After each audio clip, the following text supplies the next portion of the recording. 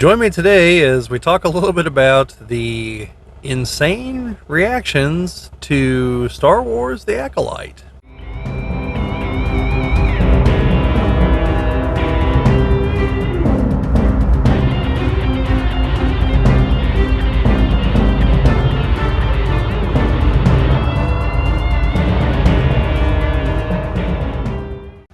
This is the Geek Cabal channel. My name is Bobby.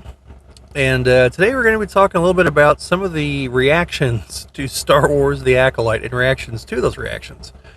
If you haven't seen them, I've done some reviews for the first 4 episodes. That's all that's out as of this recording, which is this is 2 days before episode 5 comes out. A lot of the reviews are pretty negative. Far more so than mine for the most part.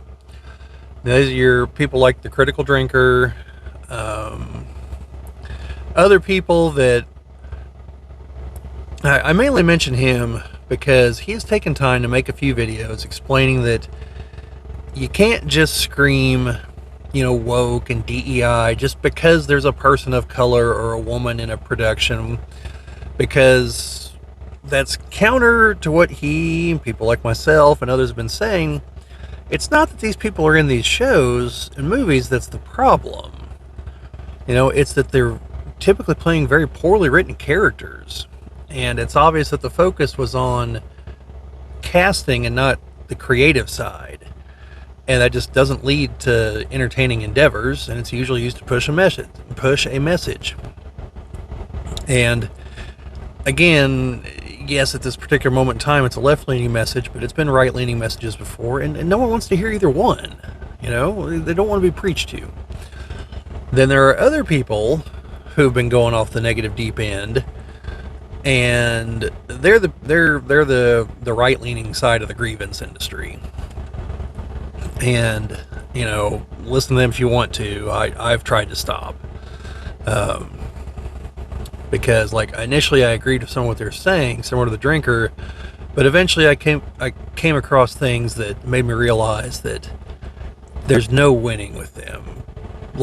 These are the people that complained about X-Men 97. To me, that's the litmus test at this point, because it was a show that had every possibility of being preachy, because the X-Men comics do get political, they do get messagey. But they also typically have good writers. Typically. Or at the very least, they had one hell of a run under Chris Claremont. So, that's there. There were comments before the show about Morph, about some of the creators behind it. There was everything pointed to this was going to be a disaster, trading on nostalgia, just like all the other stuff Disney's been doing. But no, it was an excellent show. Was definitely made by, at the very least, Bo DeMaio knew what the hell he was doing, knew how to write episodes, knew about the comics, how to kind of twist and mishmash the storylines into the animated format, plus respecting the cartoon canon, which is different from the comic canon. And so to me, if you're listening to someone that's hypercritical of these things and is being hypercritical of the X-Men, they are probably part of Grievance Inc., and you should just walk away. That's my advice. It's up to you to follow it, but anyway, so I mention all that because they're firing on all cylinders, trashing the Acolyte, and it's not without cause. There is genuinely terrible writing on this show. There's bad acting, although that's mainly from a couple of the kid actors, and that's that's difficult, but there's also some bad acting from the adults. There's just all kinds of other problems. Watch my reviews, figure it out, or wait till episode 5 comes out. I'm sure it's going to be another disaster. But then you also have people that they have to be paid shills, or at least I hope they're getting paid.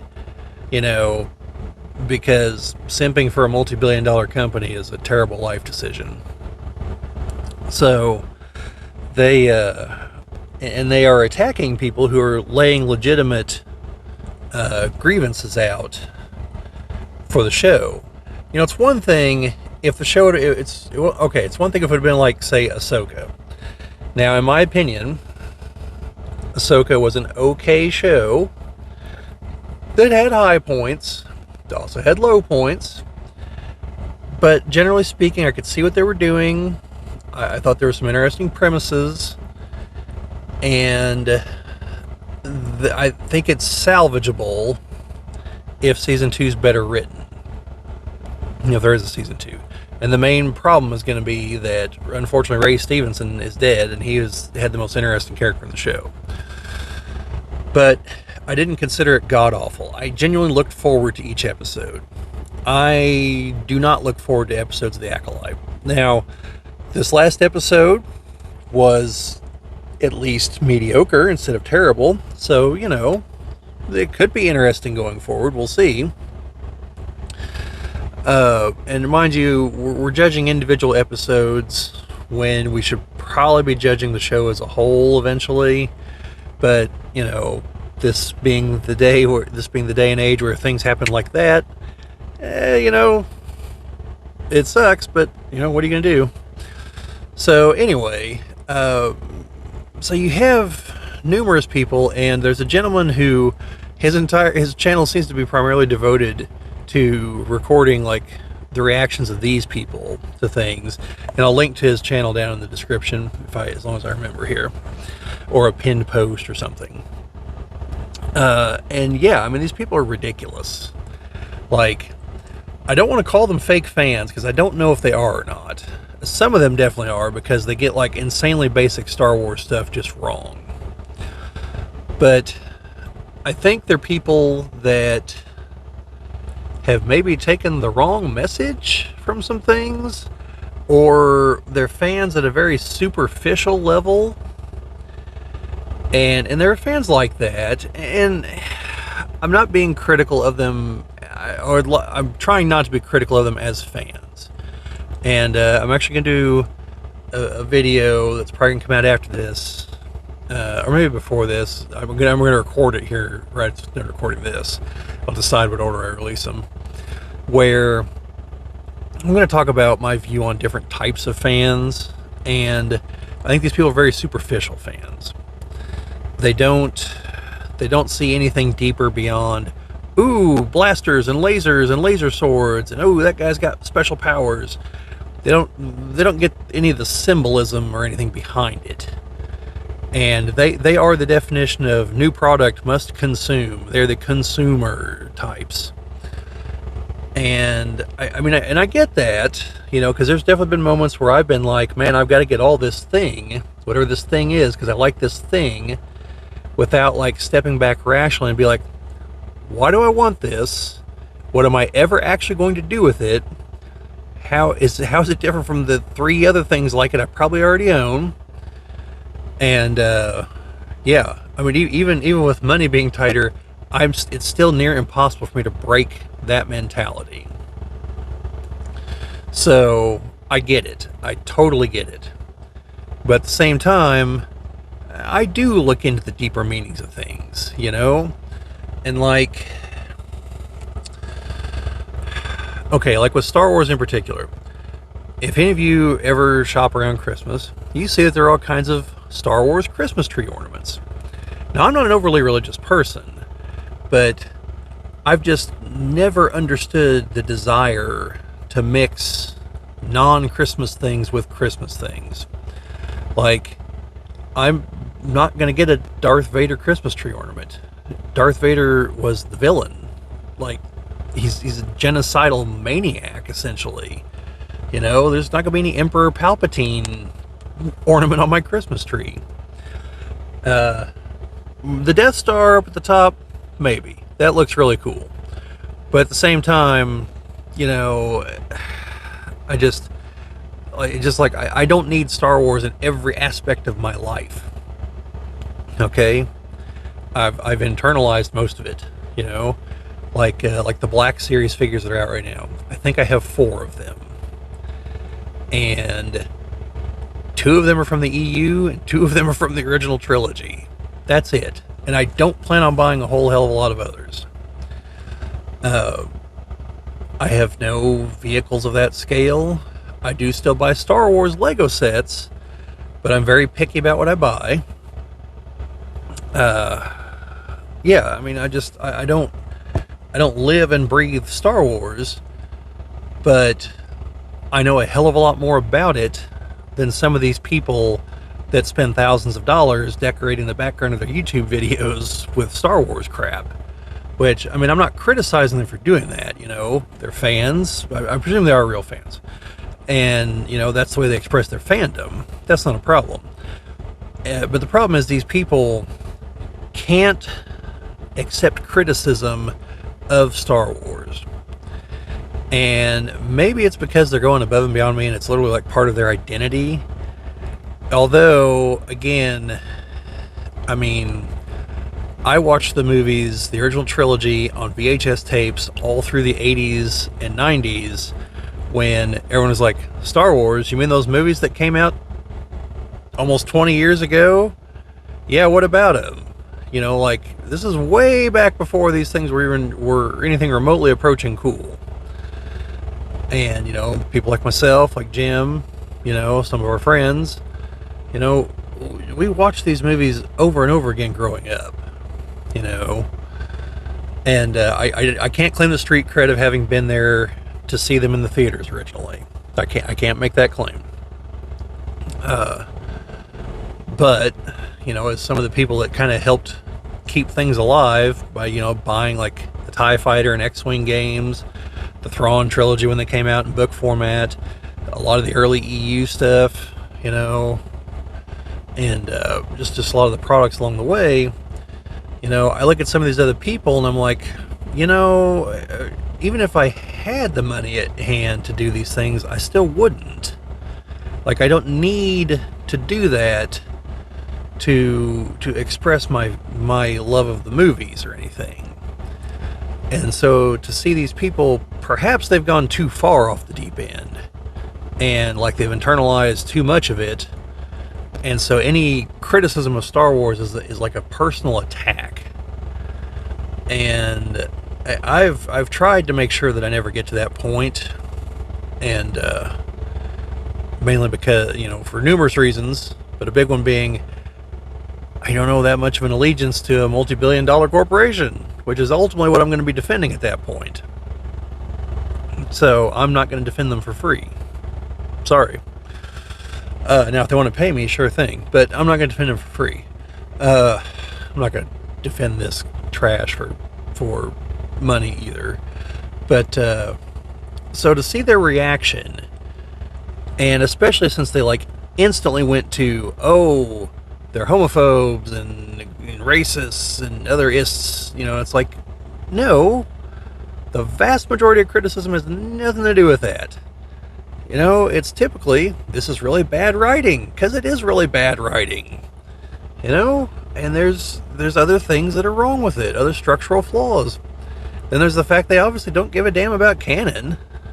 So, although that one, I lay that at Filoni's feet, because I've seen some interviews with him where he's basically said that canon, it's kind of wishy-washy. Maybe yes, maybe no. It's like, no, Dave, it's yes. There's no wishy-washy. The reason people care about these things is because there's canon, there's history, it matters. If that's malleable, then it doesn't matter.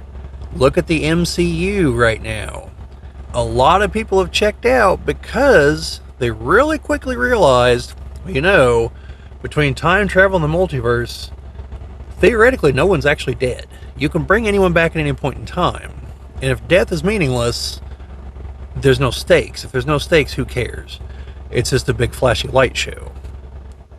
And, well, if I'm going to go to a big flashy light show, I'd rather it either be well written or like some just really bad crap like The Core or something, where I know going in that we're going to be talking just like absolute nonsense science. But so you got that, but then we have the real over the top reaction The actress who plays Osha in May apparently released a music video essentially calling the people complaining about the show racists and all that. And it's a really terrible music video. And, like, this is a person who, from everything I'm reading, was born into privilege, and, like, I didn't know what the hell she's even talking about. You know? I didn't know what struggle she's even, going on about. Like, it's nonsense. And you've got Kathleen Kennedy saying some things. You've got all these interviews with Leslie Headland. And you just have all these things where where Disney is sticking with the tried and true, as in true to fail. Hey, let's attack our potential customers and current customers. That'll increase sales, by God.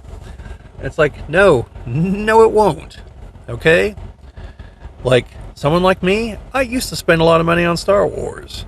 Between books and video games and action figures and everything. You could reliably count on me to spend quite a bit. Not anymore.